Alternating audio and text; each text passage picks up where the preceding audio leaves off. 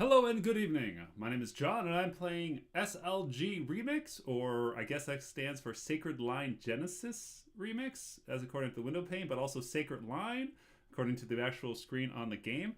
This part of my... There's a telephone button. I don't know what that means.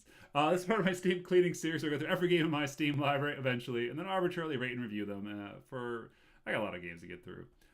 So I have no idea what this game is, but since there's bloody fingers on it, I'm going to guess it's a scary game? New game. Ooh, scary. Sacred Line Genesis Remix. 2016, 2013, 2016, Sasha Darka, all rights reserved. This game is not produced by or under any license from Sega. Okay, what? Okay, this game has nothing to do with Sega. Great. Script, music, graphics, editors. Additional proofreading by Natalie Perry, Zebi, and Ken Horowitz. Text overhaul by Ken Horowitz. Icon made. Oh, come on. Click to launch the game.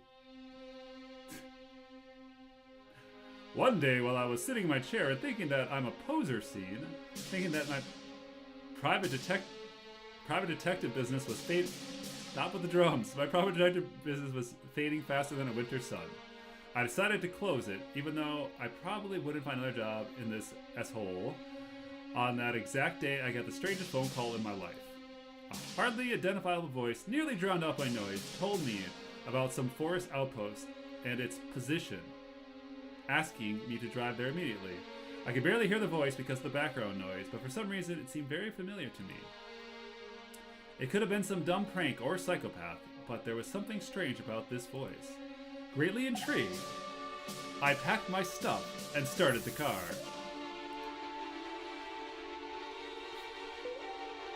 Several hours later, I finally discovered the place near a closed but well-guarded military base which was hidden in the woods. I left my car and moved to the depths of the forest. It's actually a truck, but, you know, whatever. I found a cabin that looked abandoned. Oh, this music. Found a cabin that looked abandoned, but that was just a camouflage. It was surrounded by huge walls, and there was only one door. Thankfully, it was open, and after passing by the walls, I turned around, noticing one thing I couldn't believe it. The sky had turned completely red. Confused, I gotta click on this phone. Confused, I looked at the cabin despite the light of one visible bulb that looked completely abandoned. Nothing looked right there. Telephone. Aww. Hide message? Why is telephone your options button? The floor was covered with blood, not shown in this picture. The doors were smashed up on the ground, not pictured. Their hinges nearby, not pictured. I looked around. It wasn't a habitable place. It was some sort of outpost, a place where you visit often but don't actually live. An empty bottle and a bowl is actually shown, along with a bed, overturned table not shown, dancing in the light of a still burning fire. Maybe shown. There was a book on the bed. As I read the book, I learned that it was a diary of some Spanish butler who once guarded the place. Why does an outpost have a Spanish... Oh, butcher. Okay, that's a little more reasonable. I apologize. The book was very sticky. Oh, it said porn. And there was a lot of grammar mistakes in it. You know, people in glass houses really shouldn't throw stones. Day 12, forest still trespass, not good. I killed this cabron. My friend Diago from the village gave me other meat today. Tourist again. Not too much, need more for project. Day 14. Today's night watch was quiet. Time to get back to the village. So I don't keep a journal, but I'm really curious about people who keep journals. Do you actually write day 14, or do you say like January 12th? As in like what day it actually is? Because how does day 14 mean anything without context? Day 15. Generator, no working, not good. Need to inform Master Daniel. I put the diary back in its place and decided to leave this room. The other room was a bloody mess, not pictured. Oh, actually, there's some blood there. It seems to be a place where the butcher was cutting his victims, and, as I figured out, where he himself was slaughtered. But why spoil this? The cellar was open. What is that hole in the roof? The cellar was open, and through a misty wall of pure darkness, I could hear water gurgling. It clearly wasn't a good decision, but I jumped into the blood river. What? The smell was unbearable. It was some kind of sewer system, with one exception. The flow consisted of blood, pressed bones, and flesh. Somehow I handled it all. I knew I could. The way in front of me was blocked by bars, so I kept walking to find another way out. Sometime later, I came to a dead end. There was a door on the right and a hole straight ahead. I couldn't open that door. There wasn't even a lock. I sat on the floor and cried. I could handle the blood river, but a locked door, ballin'. There was no way out except by jumping into the hole, and I thought it was the end. After sitting and thinking about my situation, my flashlight started to flicker. Frantically shaking up and down, I noticed movement in front of me. I aimed the light, but there was nothing. It took several seconds for me to realize that it was the darkness itself, or something using it as camouflage. With a dying flashlight and this false darkness around me, there was no choice but jump, so I did. Seconds before, I saw spikes and withered corpse waiting for me at the bottom, again my body disappear. I was taken to a lush, fertile valley. I couldn't stop admiring my beautiful surroundings. There was a large pulsating star in front of me. Somehow it calmed me and made me pay attention to it. Suddenly began to form words in my head, explaining everything to me. Welcome, Ellen. This is a small portion of my own dimension, which I created for myself. I am Zoltan. You wish to know who I am? And truthful, I do not know for sure. I am a product of energy in my own mind. With my own mind. I'm a project of energy with my own mind and with certain tasks. Okay, gotcha. Your death in that fall was imminent, but I was able to transport you here at the last moment. You discovered a lair beneath an ancient sect called Holy Intentions. Wait, why are we quoting this? Last night the sect achieved its main objective. For centuries, and with the aid of government connections, members performed human sacrifices. In their rituals, they embraced all human evil and hatred in the world, the degeneration of humanity. The sect finally triggered a source of great power, which I call the Betrayer. I don't capitalize the "the" in the Betrayer because, why bother? It had much to offer the scum of the earth, as well as its own mission to establish an oppressive regime. It would have destroyed all who sought to oppose it. Ironically, the Betrayer killed all members of the sect, stripping them of their very flesh. Now it uses their skeletons as undead servants. Beneath their base, you will find a subterranean desert. What? That is where the sect was founded. They called it the Red Desert because of the shining red stones they used to fashion their first temple. Now it sits abandoned in the ruins, but a portal was opened there. Its purpose is unknown, but I can feel unusual energy. Try to find it following the shining stones. Beware the forces of the Betrayer. He will definitely try to stop you. You may stop it temporarily or shut its eyes, but you cannot physically kill it. Now walk through the forest and the Valley of Death. Return to your dimension. And I walked. When I emerged back in the stairs, I found the door was open. With no doubts in my mind, I entered. Not a single doubts? It was some sort of reception desk. This was a table with a laptop computer, which I immediately checked. Unfortunately, its battery was drained. A note sat next to it. Dennis, if those new ones fail the test, don't kill them, okay? Just put them in the sewer alive this time. I want to see if they can get out of here or not. Daniel. Wait. Didn't that note start with... I'll have to check the table. I thought it started with Daniel. While my left I see open door, I don't know what was inside because it was too dark. There was a sign which said, Final Test. So I don't risk my life going in there and walked further. You were born to pray, obey. And a skeleton. So it was beginning to... Why is the skeleton standing up? Like, skeletons don't just hang together. The bones need... Anyway. It was beginning my sort of tradition here. The whole place was covered in blood. Bare skeletons were lying on the ground. They were not merely strewn about, but carefully placed in various poses. They appeared to be recent, and it seemed as though someone had cut off all their flesh. That says Science Lab. I stumbled across a room called Science Lab, but it was deserted. A table, a forklift, and several iron barrels were the only things remaining. I continued on my way. There was a small office. Someone left a note there. They're relocating toxic components right now. I wonder what for. On the back note, I found another line. Well, hey, these things just snap right off. Okay. It was a familiar phrase, but I can't remember where I heard it first. Seeing nothing of interest, I continued with my expedition. Why? I need to know. Why the Sega Genesis warning at the start? Like, just because this is called Sacred Line Genesis? It's not like Sacred Line sounds like Sega Genesis. A room called Master's Room. No, that's called Master without the apostrophe. You can't. It's not the same. It was definitely some type of control center on that floor. It was pretty dark, only illuminated by two small table lamps. However, however, being comfortably furnished with sofas, tables, lockers, desks, and a giant flat screen TV. It looked totally high-end, especially considering the airport's room in this place not fitting in the conversation box. Like a teacher's room, a elementary school. Your teacher's room had sofas? Oh, teacher's lounge is what you mean. Another red diary. Next to another lying skeleton on the table, not pictured, was a note.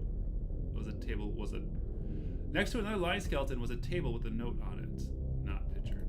Personal watch journal, janitor on duty, Jessica Levinsky, November 28th. Daniel, don't sign up for any effing Russians, please. That Russian knob is in our group. That's pretty dumb. Mother effer is disgusting. I caught him in the bathroom eating his own... What? Can you believe that? It's not just because the poor rashes are out of hunger, but because he's too effing nuts. I beat him quite hard, but he asked for more. I couldn't say a single word. I sent him to undergo psychological evaluation, but I suggest just killing a piece of crap anyway. November 30th. That Jackson guy, he's always taking some notes. He is definitely crazy, but still not effed up like that Russian. I'll watch him. December 1st. Daniel, I understand that all of our brainwashed meat is coming from the third world, but why on earth don't any of them know any English? How am I supposed to teach them? I'm tired of beating them. They just won't learn these efforts. And never send us those effing... Wow, this guy's really racist. I just have no words. Burn them. How to learn the ABCs anyway? This picture was clear since I've seen stuff like this before. The whole place was based for some totally religious cult. You've seen that before? And the note came from one of their sex supervisors. They must have one group per floor where they're praying. What they were praying for was still a mystery. On the other side of the room, I could see some kind of handmade console on the wall. Made of a simple PC keyboard. Next to the console was a table's note. Daniel, you're undoubtedly a respectable leader of our group, but why the F did you use our only PC for the console tournament? What are you hiding there? No, there was another laptop. I have no idea what it was about. It just touched my intuition. I tried several other codes with no success. Finally, I decided to leave it and go. Meetings room. 2 rooms above the left sign reading psychiatrist and meeting room, hung from the right. I signed to the psychiatrist room. Another red notebook. There I found a big book with tests on a table. It was supposed to test the follower's knowledge and determine the current level of psychic state. There was nothing else interesting, and I walked back to the corridor and went to the meeting room. So let's go. I noticed about the biggest room on the floor, which obviously served as a classroom. I believe it wasn't used for educational purposes, but instead for indoctrination. The only thing that immediately caught my attention was a big spike above a large whiteboard. It was sticking out from the chest of a dead soldier, keeping him impaled on it. Weird. Even today, I still have no idea what he was doing there, but I have a theory. I think they captured him, why the slashes, and brought him here as a hostage. For what purpose? Well, I'm out of theories on that one. Went out of the room.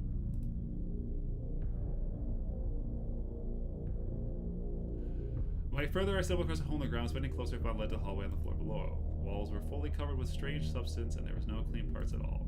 The right side of the hallway led back to the final test place, and the left was blocked by the substance. And that red book gets around. So I jumped. The place was some kind of corridor. One way was blocked by substance, another blocked by a glass barrier. There was a door to the right of the barrier, but it was locked. Someone had left a chair in there. It's probably a guard's chair. I used it to break the glass. On the other side of the note stuck to the wall. Are you saying note when you mean book? Dennis, called the guards, asked them to lock all the doors. This is emergency.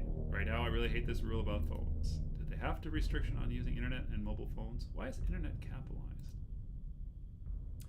I heard some noise behind me and turned to check out what it was. It was one of the skeletons, but this time it wasn't lying on the ground at all. It was alive and heading towards me.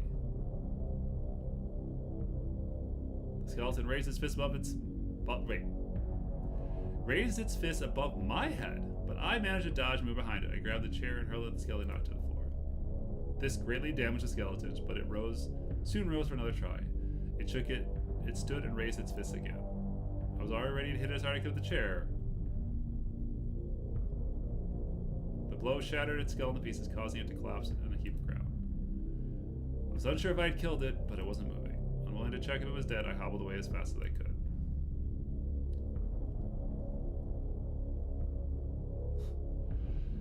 Finally, I found an elevator. The doors were open. To the left, I saw restrooms and more doors. Is that the elevator? I also noticed security cameras, not pictured, following the cult under 24-hour surveillance everywhere, that's for sure. I neared the elevator, but then something exploded near me, and I was thrown against the wall by the shockwave. What? A monstrous creature and 7 skeletons destroyed the wall, crept through the ruins, and were frozen in place.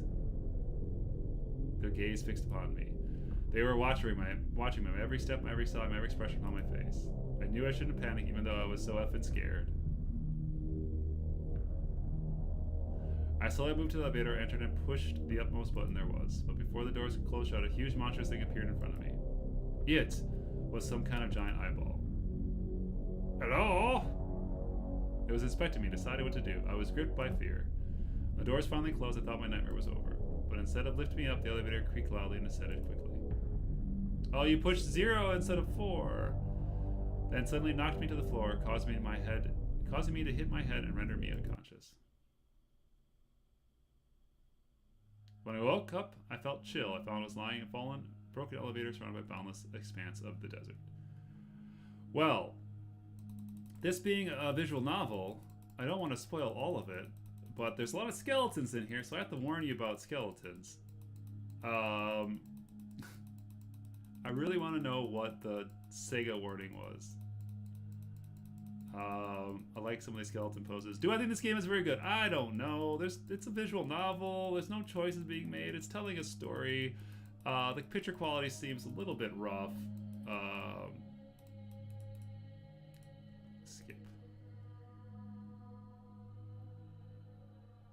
Oh, I can just let it go on skip mode. It's not good. I don't want to be like, someone worked hard on this. There's just not enough there. I can't recommend this game. There's not enough there. It could be a good story, but the first start of it, it's super weird, and the pictures are not adding to the experience, I have to say. But why add a skip mode? Why the Sega warning at the start? What is going on? Yeah, this is Sacred Line Genesis G Remix, or SLG Remix, according to the Steam thing. Oh, the eyeball's back. If you're interested in whatever this is, give it a shot. Cheers.